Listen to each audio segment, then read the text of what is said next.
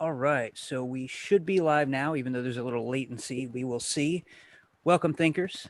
I'm Sean, and if you know who I am, you definitely know who this gentleman is on the other side of the screen from me, Mike Jones of Inspiring Philosophy. Mike, I'm going to introduce him real quick if you don't, is an absolutely brilliant young man. Let me kill that. I don't know if you guys can hear that, but I could. That was the stream playing in my ear. All right, good. So anyway, Mike, absolutely brilliant, guys. I know a lot of times we have folks on the channel who are academics with their PhDs. If you're on this channel and you don't have a PhD, it's because I think that highly of you. And obviously, if you guys have seen any of Mike's work, you know why he would be on the channel because, like I said, he's absolutely brilliant guy. Anyway, I'm not going to delay or say much else because I don't think Mike needs much of an introduction. We're going to be talking about Irreducible Mind today and a little bit maybe on the soul. We'll see where the conversation goes. Do me a favor, try to keep the questions related to the broader sense or concept here of the topic. And then if we get through all those and we still have time and you guys want to ask questions, I know I already had somebody ask about um, Mike's view of what was it, theistic evolution. By all means, ask those, but just let us get through the first questions ahead of that. If you do have a question, you can ask it at any time. I'd recommend sort of wait till we get through, the main topic. But again, ask it at any time. Mike knows if he sees one and he wants, he can just jump in and respond to it. Otherwise, I might ask and squeeze it into the interview part, and then we'll get into that. It's good to see brother Adam. I see you over there, Adam Coleman of True ID. Thank you so much for being here, brother. And all of you all for watching, whether you have a channel, ministries or not, like Air Church and everybody else. So thank you so much, everybody. So without further ado, Mike, did you want to introduce yourself at all? Sure, I'm not young though. I'm clearly ancient at this point. That's what my back tells me every day though, so it must be true. So yeah, my name is Mike Jones. Most people know who I am. I run Inspiring Philosophy. I'm a little tired today. I apologize. I just got off from a debate last night with Jim Majors on the Gospel Truths channel. So sorry if I'm a little exhausted. No, no worries, brother. You're so kind to do this. I goofed when we scheduled this, as Mike knows, and forgot to respond back. And he was nice enough to do it anyway. Anyway, I appreciate that. And yeah, I feel you on the back thing. That's my medication wheel for all the junk I have to take. I'm getting old, so I know the feeling. But yeah, Mike's a great guy. If you guys don't know him, when we were at the Apologetics Empire event, this guy was every morning we'd wake up. There's a pile of bacon. Adam will attest to it. Whole place is cleaned up. It looked like a frat house when I'd go to bed. There's bottles not beer bottles or anything like that, but there's cups, plates, junk everywhere. And wake up and Mike's already run a couple miles and this huge pile of bacon he made for everybody coffee. He's an awesome guy, man. He really is. If you guys don't know Thank you. that about him. Appreciate that. Oh yeah. Usually I think a lot of us as Christians see you destroying arguments from the opposing side, and they may think that you're this kind of slayer of arguments, which you are, but I want them to know that about you. Thanks. I So, appreciate that. oh yeah, you bet, brother. Without further ado, I guess the first question is, and this is just sort of a segue into the topic: what is the hard problem, Mike?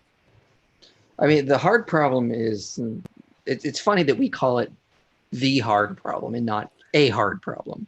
It is the hard problem of problems. And so that's why it's aptly named that. It is simply how do we get consciousness from matter? Most people will say, well, how do we get consciousness from brains? But I mean, really, generally speaking, it's more about how do we get consciousness from matter? How do living things, self-aware agents, life itself just come out of non-living matter? And so people think, well, obviously the brain somehow creates consciousness. And you get that from a lot of layman atheists online, but it just shows they really haven't thought about it at the level that philosophers are thinking about it. However, I do think a lot of that does stem back to Daniel Dennett pretending it's not a real problem. He's even said it's not a hard problem, it's a hard question. Okay, Dennett, sure. But no, it's a hard problem. And the reason why it's so hard is because we have to sort of explain it through certain type of things. So just think of a thought you have. Think of a thought of like think of like, Texas is a state in the United States. Okay. That's a thought you could have. That is either a true or false thought. Okay, if that thought is just a pattern in your brain, like just an alignment of neurons or just electrical signal somewhere, is the electrical signal true or false? Well, no, that doesn't make sense. patterns themselves are not true or false. They only make sense if they're interpreted or read by a mind. So I can throw a bunch of ink on a page that I could form letters, I can make meaning out of that. But it only makes sense if it's being read by a mind. Otherwise, it's just ink and paper. Somehow you have this world of brain cells, chemical signals, and somehow that magically, philosophers use the word magic actually, magically somehow transforms into a world of consciousness, into a world of true and false, into a world of subjectivity. And that is such a hard path to go that, I mean, neuroscientists and philosophers are just stumped into how you could get consciousness from matter in that sense. Yeah, seems like the answer is stop begging the question and assuming it's from the brain, and it's sort of you may start at least in a good place. So thank you for that. Oh yeah, yeah, that is really the argument that a lot of us are making now. It's like, well, consciousness isn't created by the brain; it just can't be. But a lot of times when you read people like Daniel Dennett or even David Chalmers, I mean, he will even hint to this sometimes in his book. But also people like Patricia Churchland. It's so, to them, it's so obvious that consciousness has to come from the brain. They can't think of anything else. So they just assume it constantly. And it's kind of annoying. Yeah, I got several of his books and then was disappointed by them. Because even though, now granted, I'm not, and you may be able to clarify what his position is exactly, but I don't see him as being a physicalist exactly. I mean, Daniel, well, I mean, a physicalist would be someone who basically says that all that humans are physical objects. Right. We're physical beings. So Just a Chalmers, no, he's not a physicalist. He's a naturalist, though. So there's that distinction there. So he does think consciousness would have some sort of natural explanation, but he's not so sure that the brain necessarily creates it. But I mean, what I basically mean is sometimes he is just so in that paradigm that he even sometimes can't get past the idea of trying to explain it, even when he talks about the easy problems of the brain. So it's just, this paradigm is just so fundamental to our culture right now. Of course, the brain has to create consciousness that it's hard to even think beyond it for some people. Yeah. And that's what, for those of you that don't know, begging the question is presuming to be true, the question that's at issue, or the topic that's at issue. And I don't mean begging the question as in it provokes one to ask a question. We're talking in the philosophical sense of the logical fallacy, if you will. So, and then getting into what would you say is this, or is there a different let me phrase this differently. What do you think is the most effective or convincing arguments against dualism, or against our position, or for physicalism, if that makes sense? I think the most used, and it's still a big objection, would be evidence of brain damage like frontotemporal disorder. So you'll see instances where they'll bring up things like, there was a study called frontotemporal lobar degeneration. It was back in 2010, and they noted if you get brain damage to this region, you can your political ideology can change. You can exhibit antisocial behaviors, loss of concern for others. You can experience verbal disinhibitions. Patterns of dress can even change. So if that's the case, it seems like your personality is really changing just from damaging the brain. So that's a pretty strong argument that, well, maybe everything about the mental life is created by the brain. We just haven't figured it out so far. And so that's also, of course, the primary argument physicalists use to argue the brain creates consciousness. Is, of course, examples like frontotemporal disorder. Yeah, I know that can affect planning and other things as well. So I'm familiar with that. They suspect that might be damage to that, or malfunction there might be what causes certain people with ADD to have it, and other things. So I'm somewhat familiar with what you're talking about.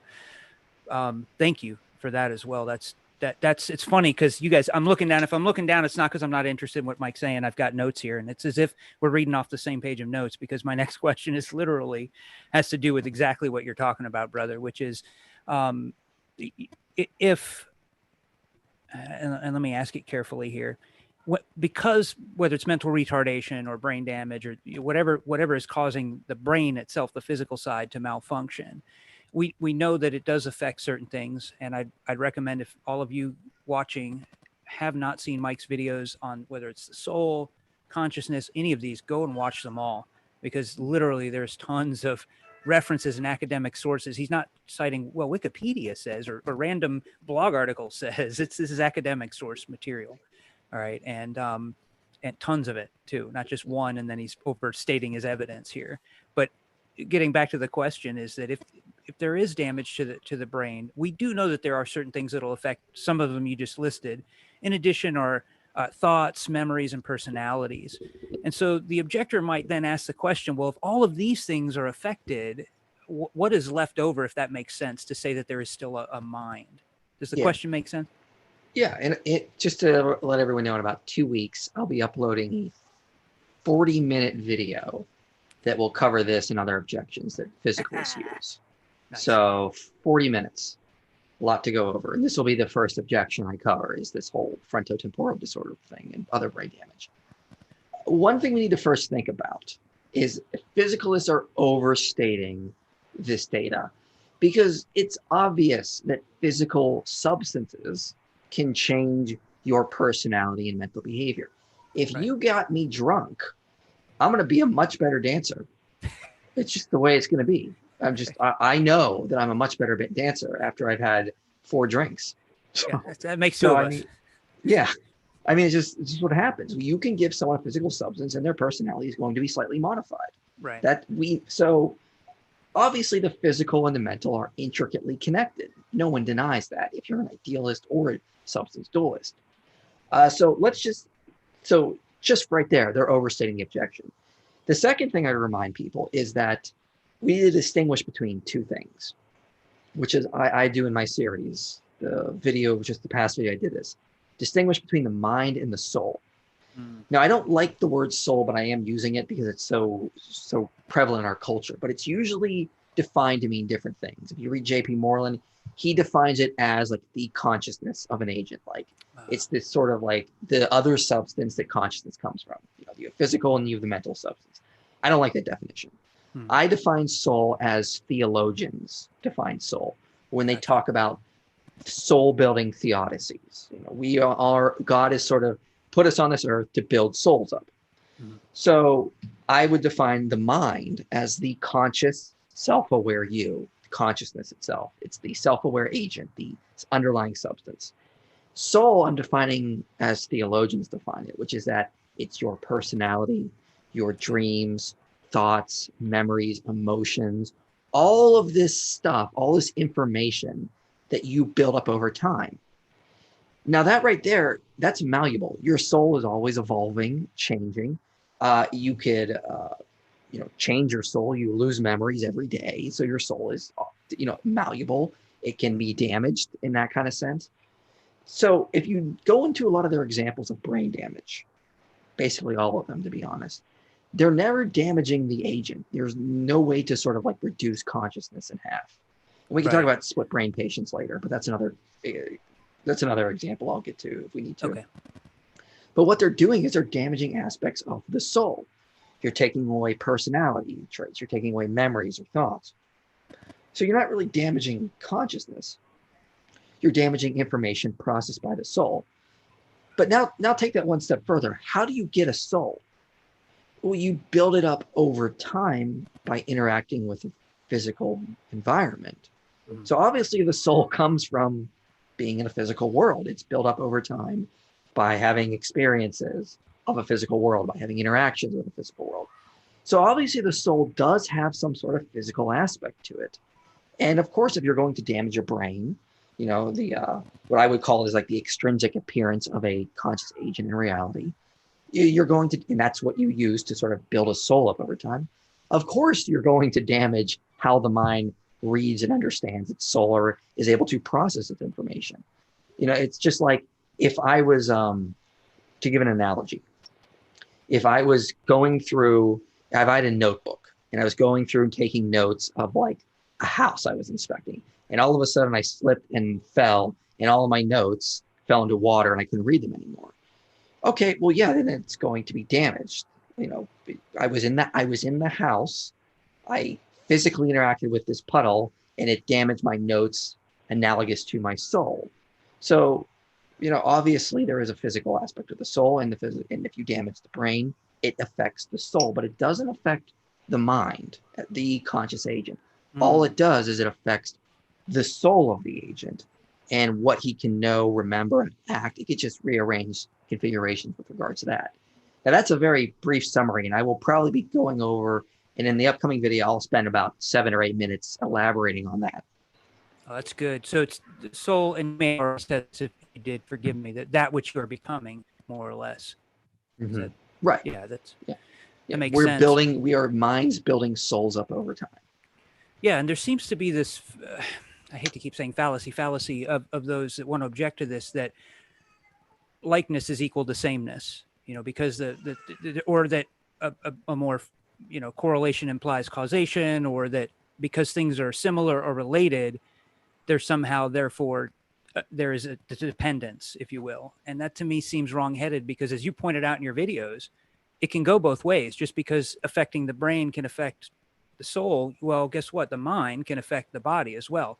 And you gave plenty of examples that are far more academic, but to be honest, if I'm afraid, okay, if you jump out and scare me, my mind has to process that fear first. Yes, chemicals are released, but that doesn't happen until after the cause, right? Mm-hmm. So that's the effect. So the cause is my mind perceiving whatever I perceive to be fear inducing. Now, again, that one could accuse me of begging the question, in the sense that I'm assuming that there is a non-physical mind. But I do believe your examples are very, very powerful in the way you cite academic studies of how I like the one, I remembered off the top of my head, where the patients were forced to watch erotic material and told not to allow it to affect them, shall we say.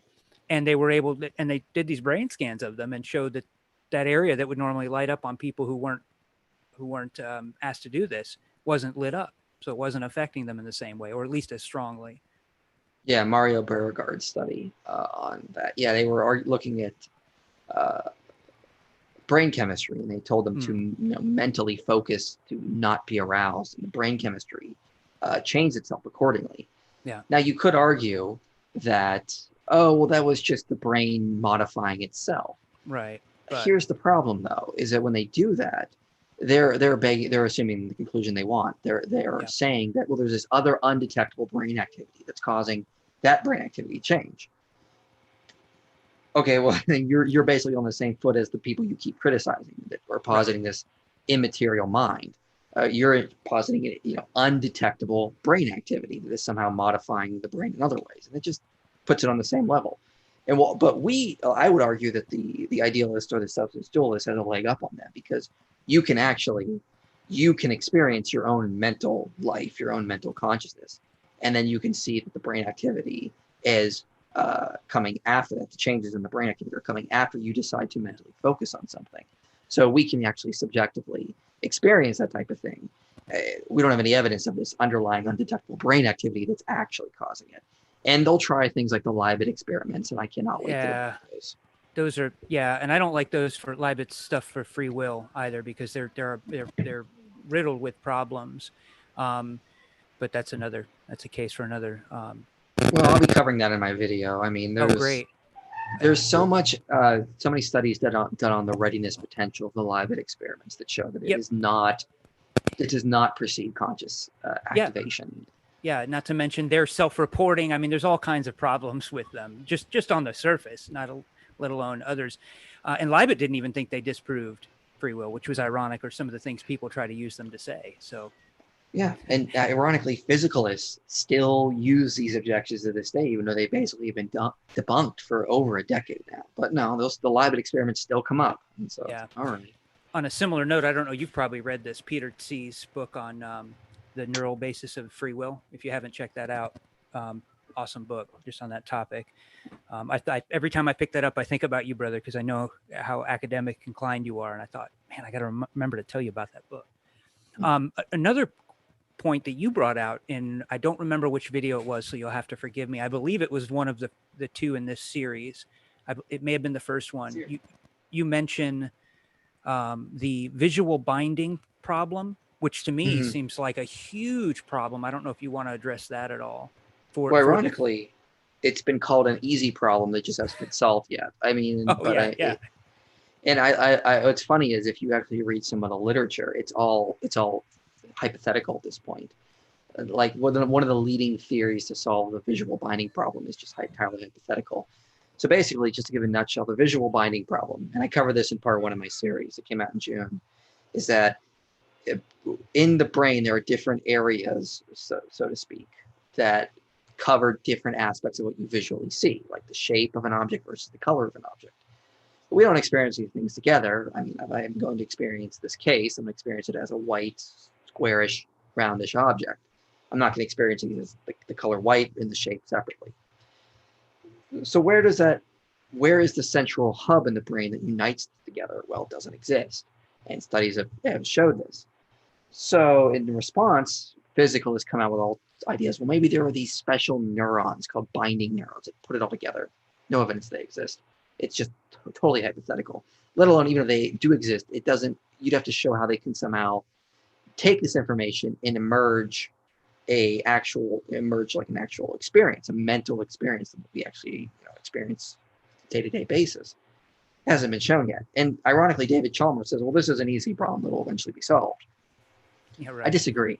I Yeah. don't think we're going to get there. So If we've I mapped think out it's, the oh, I'm sorry. Go ahead. Yeah. well, yeah, I mean, my view of the brain is that it's just pathways. It's a giant, so to speak, pathway for the mind to interact in reality, in Yep. physical reality. So if that's why the brain, when it comes to the visual binding problem, is just have these different sections. It's in very simplified terms. I'm going to elaborate in the upcoming video, but in very simple terms, it's the brain is like all these different pathways into the physical world. So all that information is sort of going back, so to speak, to the mind, and that's where it's being united. You won't find a place to unite it in the brain. Yeah. That makes perfect sense. In fact, and you'll be familiar with Theseus's ship, but and before I go there, let me go to the neuron thing here first, because and then I'll tie the two together. I'm sure you already know where I'm going with this, but there are those that have said that their neurons don't replace themselves, but then there have been studies that have said no, no, no, no, no, no, no, that's not true. Now, not all of the neurons in the brain replace themselves. That's not Right. the point I'm making, but there does seem to be some replacement of them. That is incredibly problematic for the physicalist, because if that's where we want to get down to the brass tacks of their accusation, which is that that's where the consciousness is at its most finite level, if I can say it that way, that's where it's occurring. The problem is, well, except that some of them do replace themselves. And so now we have a problem here that Theseus's ship was this idea that if, let me modernize it, we'll call it Mike's Ferrari. So if Mike's got this beautiful red Ferrari or any color he desires and parks it out on the street one day and some moron, yeah, I use that word, runs into it. You see why I said moron. And that, Mike's mechanic says, look, man, I got to send this out to a specialized, we got to send it to the dealership, and gets to the dealership and they say, okay, Mike, here's the deal. Even though he only hit the bumper, remember the engine's in the back. So we're not just going to have to replace the bumper. We're going to have to replace the fan belt, all these other things. At what point, how many parts do we need to replace before we can still say it's Mike's Ferrari? And if they start stripping off the old parts and put them in a pile, and I say, hey, Mike, do you mind if I take those old parts? And he goes, yeah, that's fine. And I use the old parts and I restore them and take other parts that are left over that he didn't use. I go and buy them and I assemble a Ferrari. Which one's Mike's Ferrari now? Right? If let's say I borrowed 40% of the parts from his vehicle, is his Ferrari still his Ferrari? Now, this is a problem. It's difficult to answer at some point, but the point is, if neurons are being replaced there in the brain, at what point is it no longer you? And this goes back to a similar argument about the human self, when there's cells being replaced all the time. At what point are you no longer you? So the way the physicalists will reply to that is like, well, they're just making an exact copy. These neurons are making an exact copy, so it's still you. Well, think about that in another perspective. Let's say that I completely clone you. Are you now two people then? No, it's you and your clone. You would not say that that's the same center of consciousness. It's a different you, so to speak. It's not right. You extended. So, I mean, the argument is that if the brain is losing, his body is constantly changing, and there's parts of the brain that are constantly losing neurons and having to make new ones, you could argue that, well, I didn't commit that crime 10 years ago. Right. That was someone who doesn't exist anymore, which would Right. be absurd nonsense. There still seems to be, and the basic point of those analogies is to get to the idea that you are still you over time. Although your soul has changed, modified, you have new memories, there's still a conscious agent that is still fundamental and it's been you this whole time. It's not like you look back to yourself 10, 20 years ago and goes, yeah, that was someone else and I inherited their memories. That'd be absurd. Yeah. I mean, you could change your name if that's the case every 10, 20 years. You could do all kinds of things. Well, I legally, mean, look at our culture now. That's what they're trying to do. Yeah. I mean, that is true. Good point. And I guess this leads nicely. Oh, go ahead. Did you want to finish that thought? Oh, no, you're good. Okay. Into the split brain phenomenon, where then the objection is, well, if we cut a brain in half, we end up with this hand stopping this hand from doing, maybe they're trying to complete a task or other phenomenon that are going on as a result. And what should our response to that be? Or what do you think about that? So split brain patients are typically, the arguments physical use are pretty much case studies or anecdotal evidence. They don't want to get too much into the actual studies themselves. And so I have in the past, and I'm going to in the upcoming video. But what we tend to see in split brain patients is still a unified conscious agent that is probably switching between the different hemispheres of the brain. And this can be seen in several experiments. So there was, where is that experiment? There was one done several years ago, back in like the early 90s, by Harold Paschler. And what he was looking at was something called the psychological refractory period. So if I had two flashlights and I shined them really quick, they're going to hit the eyes, but one stimuli will be processed immediately, and the other one is actually delayed in you and me and everyone for like a couple of split nanoseconds kind of thing. So this one's processed, the second one has to be delayed, and then it's processed. Now, if it's a split brain patient, the eyes are disconnected. One goes to one hemisphere, one goes to the other hemisphere. There shouldn't be the psychological refractory period if there's two conscious agents. Right. Well, Paschler found that there was a psychological refractory period. And so consciousness wasn't split. What was split was the information, the soul, you could argue, or the brain's pathway to the soul, or the mind's pathway to the soul. So other studies have also looked at this. They have pointed out, like Michael Gazzaniga has also indicated that information in the attentional system is largely integrated between both hemispheres in split brain patients. But also, these people are able to walk, ride bikes.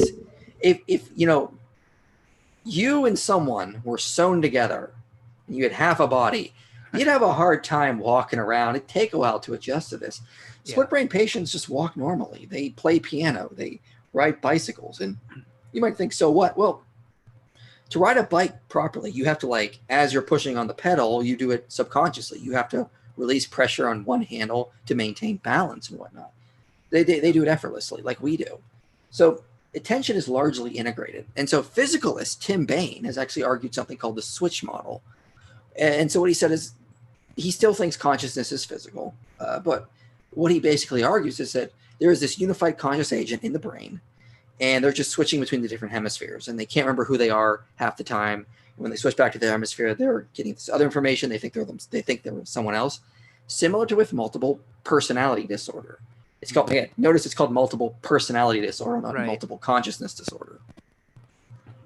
Yeah, and I think was that you citing a study about that, about the NPD's multiple personality disorder, where certain patients, or certain of these personalities were claiming to be blind, and when they had studied the brain activity, they found that it wasn't accessing the visual cortex, or was that something else I was reading? No, I was talking about that. So basically, if the brain creates everything with regards to the mental life, it should always precede the mental activity. What we found in people with DID, dissociative identity disorder, multiple personality disorder, is that when these people were switching between alters, the brain chemistry changes after the fact. So a new alter comes in, and all of a sudden the brain activity switches over to be something different. And that even plays out in physical effects, like their eye movements and acuity is changing, like little subtle things that you can't mimic if you're an actor. And they did it. They compared it with actors trying to mimic DID, and they were able to find noticeable subconscious differences. But the basic point with those studies is that the mental was affecting the physical. The physical did not always precede the mental. So we agree the physical can affect the mental. But if physicalism is true, the mental should always be the effect. Well, that's not the case. In these studies on DID patients, the mental was able to then turn around and rechange the brain chemistry in certain ways. That makes sense. And there's an argument right there for why we would say mind first. And then sort of then something we've been alluding to, and I know some people don't like I can't think of the professional, I don't remember, he's a philosopher or scientist who hates this analogy, says it's been disproved, though I don't find that to be true, that the brain, it seems to me, and there are those that reject this, and I'm okay with that. It seems to me that the brain is sort of like the physical side of a computer, whereas the mind, if you could equate it to the software. Now, granted, that's not a good one-for-one analogy. I realize it can be flawed in certain ways. But no matter how you look at it, I do agree with you. The brain seems to be this pathway or the driver's seat for the mind, if you will. Mm-hmm. And the way a non-physical part would interact with the physical world. And how should we look at what the brain is doing, or how is it doing this? I don't know if that question's clear enough. Well, what is the brain's function then if it's not right. creating consciousness? So think of it like this. If you're going to play a video game, you can't just be a invisible ghost running around. To interact with the video game world, you have to appear as something. You have an avatar. Right. See where I'm going with this? Yep. If a conscious agent is going to appear in a physical reality, it has to appear as something. So I say that the brain and the nervous system is what a first-person experience looks like. So you are a first-person experience. You're a conscious agent. You have to look like something. That's your brain and your body. I like the computer analogy, but I use it a little differently. What I say is that the mind is the underlying code, and the brain is the icon on the screen. Ah, yes. So it's the physical appearance of the underlying code. And they go, well, and then physicalists always say, well, then why don't you just walk into traffic if it's all just an illusion? For the very same reason, I'm not going to drag that icon to the trash. It's going to cause considerable damage if I want to operate the computer properly.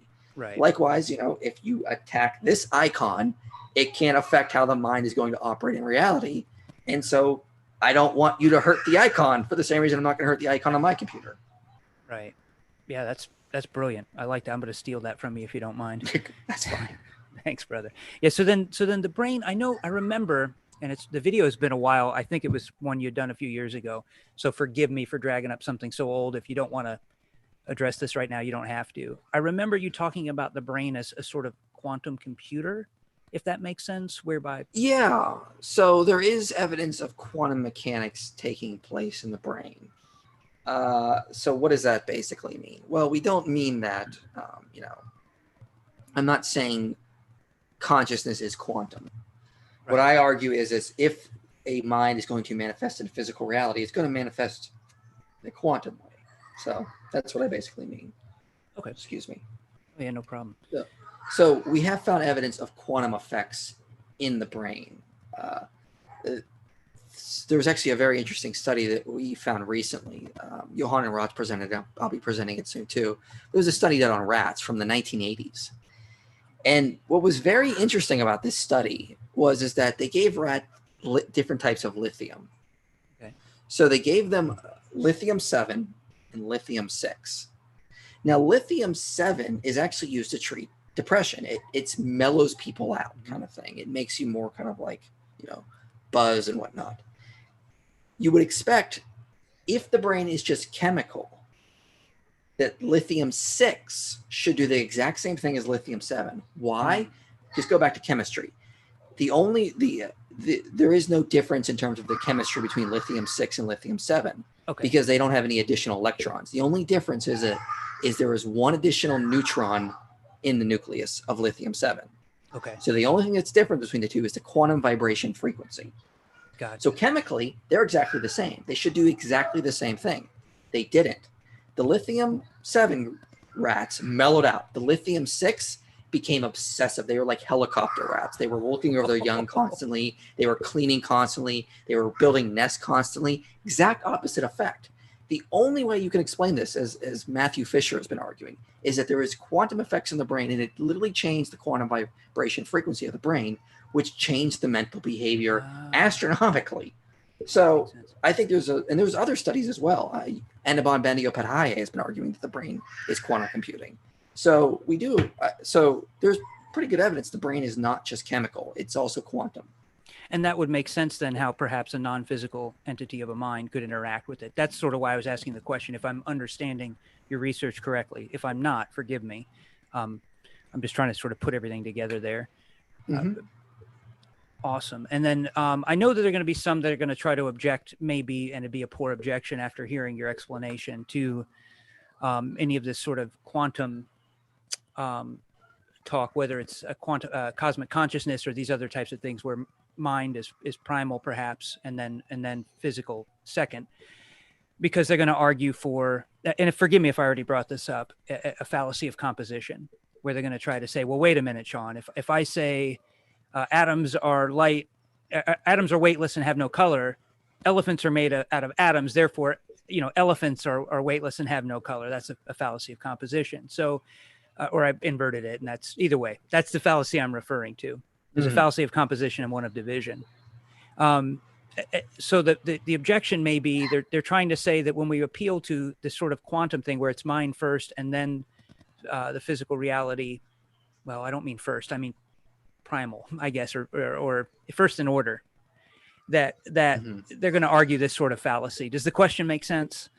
Yeah, I get what you're getting at. Yeah. Yeah. How should we address that then? Well, I mean, we just argue from basically the evidence itself that, first of all, we got to point out to the hard problem. I mean, there's no evidence of their position that the brain is creating consciousness. Right. But we know consciousness exists. We can't deny it exists because we're all conscious beings. And when someone says they're not conscious, I just go, "You come on!" Like, I think, therefore I am. Let's not go down these ridiculous rabbit holes here. And so we could argue, they're assuming their conclusion, physicalism, and assuming the brain has to create consciousness. And I point them to the evidence and say, this is the most probable explanation. So that's kind of the route I go. It's the same thing I do with all the arguments for God's existence. I say this is the most probable. Right.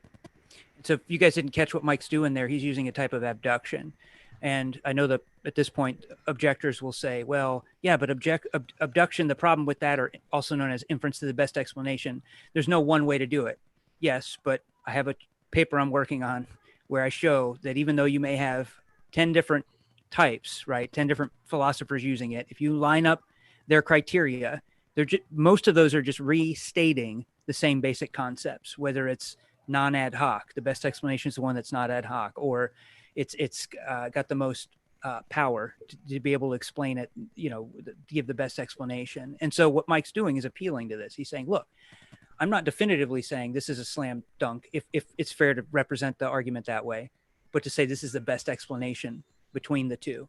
And that's, guys, that's what epistemology is looking at. That's how we should always look at everything, is not, I can argue definitively for everything that it's always X is the case over Y, but rather that X is the best explanation over and against Y. So hopefully that makes sense to you guys, what I'm trying to say there. At this point, let's go ahead and take any. Do you have anything else you want to throw in, Mike? I know we sort of bounced around a little bit there, but nope. I'm just I'm ready to go to questions. Okay, so any questions, guys? Hit it up, and I'll try to scroll through now to see. Let me see here.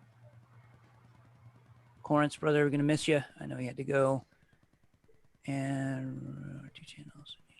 Yes, please support the channels. We appreciate that, y'all. And make sure, if you aren't familiar with Mike's channel, get over there, subscribe. You won't regret it, especially if you enjoy this channel.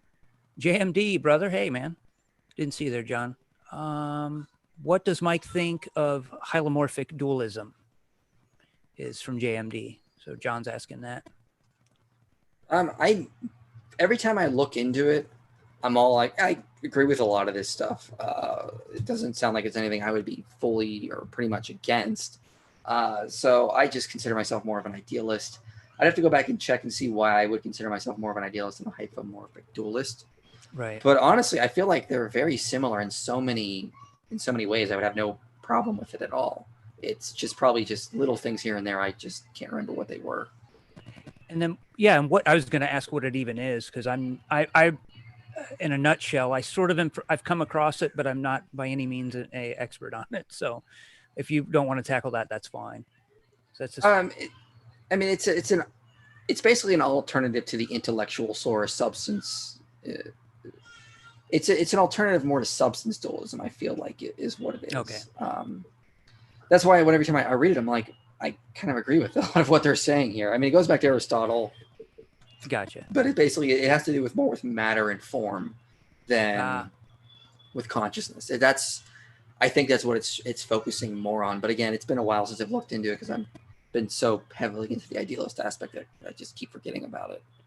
That makes sense. Thank you for that. So then,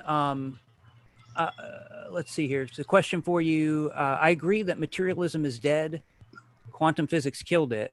But how does that prove the existence of God? Why are you appealing to that as opposed to, and then what is God? Which that's a bunch of different questions there. Okay, well, I use quantum physics in a couple arguments. I don't need them for the digital physics. One of them, right? One of the main ones I use it for is for the cosmic conscious argument. And in a nutshell, as quantum physics shows us, and I argue, is that it goes back to consciousness itself. That's controversial. I mean, you bring that up, people go crazy, but I don't care. I think the evidence points there. Basically, the physical world is contingent upon a conscious observer to cause the appearance of the physical world. And without conscious agents, there is no physical world. It's just immaterial information. I'm being very brief here. Right. So if consciousness creates the physical world did not create conscious agents like physicalists or materialists so easily assume. Now, if you and I are conscious agents, we didn't create ourselves either. We're not eternal. We don't control physical reality. Like, I just can't make a tree appear in front of me. I only participate in the appearance of the physical world. I don't create it. So if consciousness is not created by natural source, like the natural universe, then it would come from a personal source, namely a conscious source that is necessary and is the one who's actually in control of the whole conscious experience. So see my video, The Cosmic Conscious Argument for God's Existence, and I explain it more there. And I'm going to tackle that a little bit too, in that, look, if you're going to ask, not Mike, but the person asking this question, why are you appealing to a bigger mystery?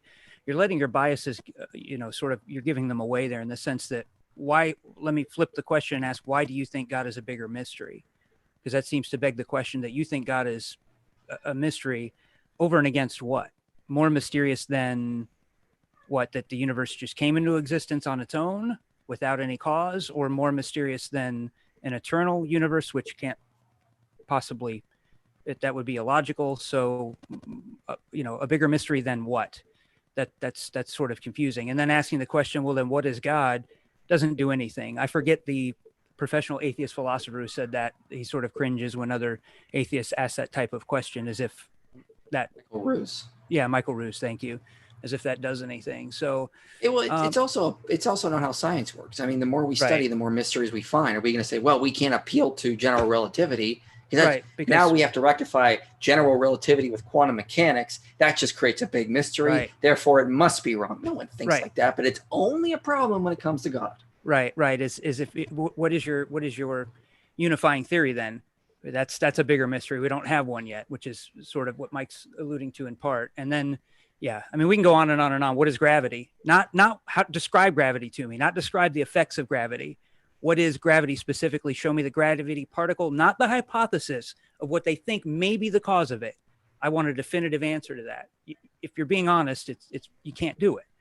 So that's sort of in line with the same thing. It's silly. Anyway, going on to it, guys, make sure, ask good questions. There's nothing wrong with asking questions or not agreeing, but just ask good ones. Think about them before you type them.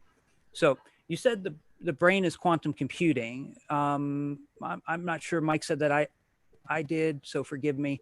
You said the brain is quantum computing, so it's possible to simulate conscious agents on a quantum computer. if that happens, would that make the case for God weak? And I don't think that was the comparison there, but go ahead. Okay, so if you can actually create a conscious agent on a quantum computer, I think, yeah, that would challenge the argument from consciousness for God's existence. Right. And we wouldn't be able to use that one anymore because you could create it in a natural way. Right. So, yeah, that would challenge that one argument, but it wouldn't debunk the digital physics argument. It wouldn't debunk the introspective argument, cosmological, moral, teleological, ontological. So there's still all those other arguments out there. Just debunk one argument. And so, yeah, go ahead. I don't think it would, and here's why. You had to have something create it. It didn't spontaneously create itself or pop into existence on the quantum computer. You had to have you had to have an intelligent being create that thing on that mainframe. You could argue that, but I think what they would do is they could say, well, no, look, we can explain consciousness in purely natural terms now. And if you could do that, you could argue that our consciousness came from some sort of natural source. Well, but again, that it didn't, because you had to create the computer. You had to load up that consciousness on the computer. There's a lot of things that have to go into that. Now, if you had a quantum computer and we granted them that, and then the consciousness sprung up on the computer, I think this is just my opinion. Mike doesn't agree with me. That's fine. I understand this isn't his statement. It's mine. So don't anyone accuse him of saying this. Go ahead, brother.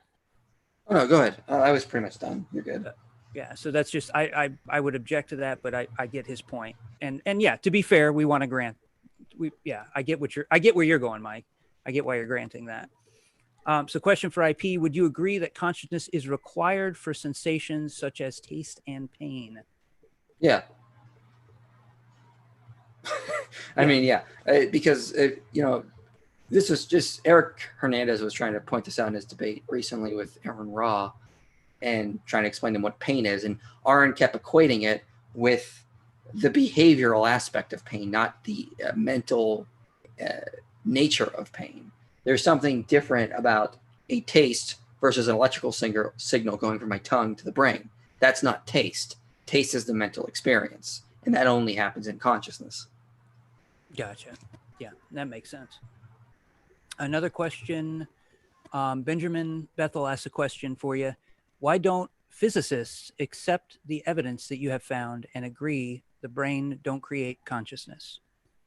Science advances one funeral at a time. That's Max Planck, a quote by Max Planck. So yeah, that just, a lot of people get stuck in a paradigm. If you want an analogy from history, in the 1950s, 2/3 of scientists projected the Big Bang theory and held to more of a steady state model. Why? Because in the 1800s, it was commonly believed among scientists that the universe was eternal. When the evidence pointed to a beginning, it took a while for that to die. A lot of people clung to the older ideas. They clung to a steady state model. It wasn't until we discovered the cosmic microwave background radiation that scientists had to accept that the universe had a beginning. And even after that, they were like, okay, yeah, our universe had a beginning, but what if there was like a big bang and then a big crunch? Or what if there was like an eternal universe from which our universe spanned from? A lot of them are still holding on to this idea. They're not ready to give it up yet. Science advances one funeral at a time. You study, there's a great book called For and Against Method. It's on the philosophy of science, written by two philosophers of science. One is Paul Feyerabender, who's the crazy person, and then one is Emery Lakatos, who's the sane one. And Paul Feyerabender is arguing that science is more like art. It's no different from witchcraft. You need to realize that's all it is. Emery Lakatos is saying you're right on some areas. What you're wrong on is that there's no objectivity in science. There is objectivity in science. What you're doing is you're confusing people's subjective biases for science. And what Emery Lakatos does in a very genius way is respond to Paul Feyerabender while not dismissing him entirely by pointing out there's a lot of biases on scientists' part, but that doesn't mean science is just like art. There is an objective basis for studying, but still, science does advance one funeral at a time. So there are scientists like John Eccles, Mario Beauregard, Jeffrey Schwartz, and the like, who have been arguing that consciousness is not physical. Now, how long will it take to get there? I don't know. If you read a lot of the literature, they're very insistent on consciousness coming from the brain. My guess is it's going to take a while for them to keep searching before they finally go, still haven't found anything. How long is that going to take? I don't know. Yeah. I'm just going to keep pointing to the evidence and saying consciousness is not physical. And that's all I can do. I can't change people's subjective preferences or their subjective bias. It's just the way it is.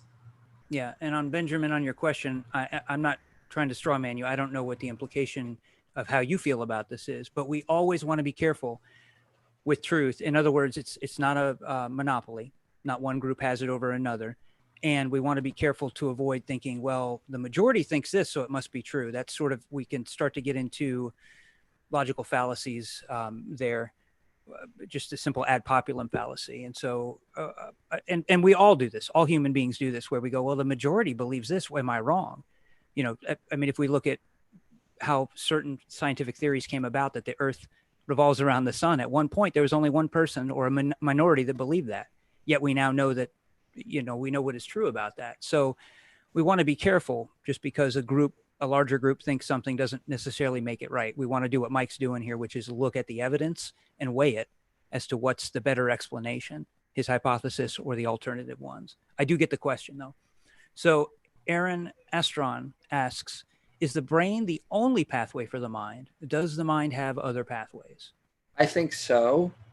I think that that can come in near-death experiences in terms of explanations there. I think, but that's a subject for a whole nother time and I need to get into. And a lot of it's speculative because, you know, it's hard for us to study beyond the physical at this point. So I do think there are other pathways. I think intuition is a pathway to knowledge in a lot of ways. Other than, you know, empirical knowledge, like through the five senses. So yeah, I do think there are other pathways. It's just hard to really nail them down because we can't physically experience or see them like we want to.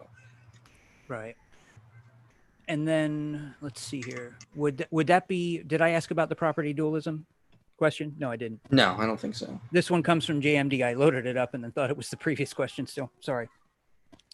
If coming from JMD again, asks, if advanced AIs were to somehow get consciousness, would that be an evidence for property dualism?